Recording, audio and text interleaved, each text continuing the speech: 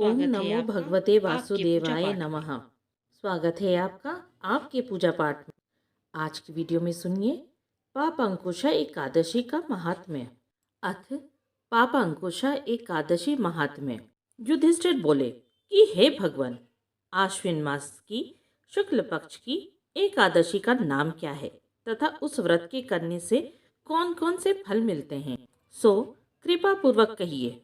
उस पर श्री कृष्ण भगवान बोले कि हे राजन, आश्विन मास की शुक्ल पक्ष की एकादशी का नाम पापांकुशा है।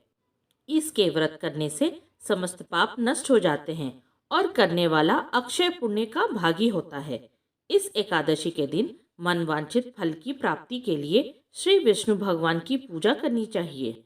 इस पूजन के द्वारा मनुष्य को स्वर्गलोक की प्राप्ति होती है। जो मनुष्य कठिन तपस्याओं के द्वारा फल प्राप्ति करते हैं, वह फल इस एकादशी के दिन क्षीर सागर में शेषनाग पर शयन करने वाले विष्णु भगवान को नमस्कार कर देने से मिल जाता है और मनुष्य को यम के दुख नहीं भोगने पड़ते।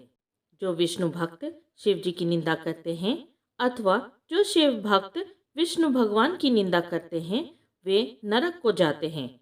1000 अश्वमेघ और 100 राजसूय यज्ञ का फल इस एकादशी के फल के 16वें हिस्से के बराबर भी नहीं होता है। अर्थात एकादशी की व्रत के समान संसार में अन्य व्रत नहीं है।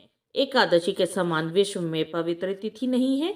जो मनुष्य एकादशी व्रत नहीं करते हैं, उन्हें पाप घेरे रहते हैं। यदि कोई मनुष्य किसी कारण के वश में होकर एकादशी का उपवास करता है तो उसे यम दर्शन नहीं होते।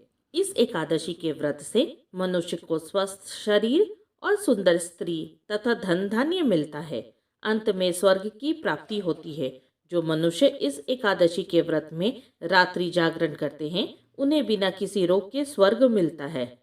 जो मनुष्य इस एकादशी का व्रत करते हैं, उनके मातृपक्ष के 10 पुरुष, पितृपक्ष के 10 पुरुष और स्त्री पक्ष के 10 पुरुष विष्णु का भेष धारण करके तथा सुंदर आभूषणों से युक्त होकर विष्णु लोक को ले जाते हैं। जो मनुष्य आश्विन मास की शुक्ल पक्ष की पाप अंकुश एकादशी का विधि पूर्वक व्रत करते हैं, उन्हें हरिलोक मिलता है।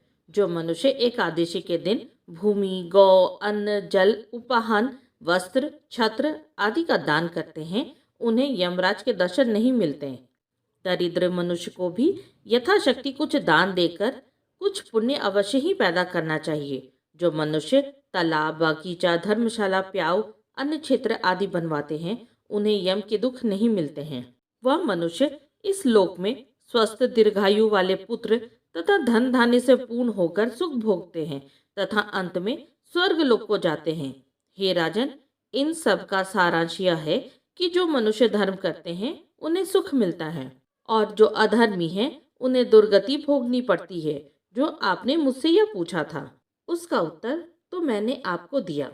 अब आप मुझसे क्या सुनना चाहते हैं, सो कहिए। सबसे पहले पहुंचेगी। यहाँ तक बने रहने के लिए आप सबका धन्यवाद। जय माता दी।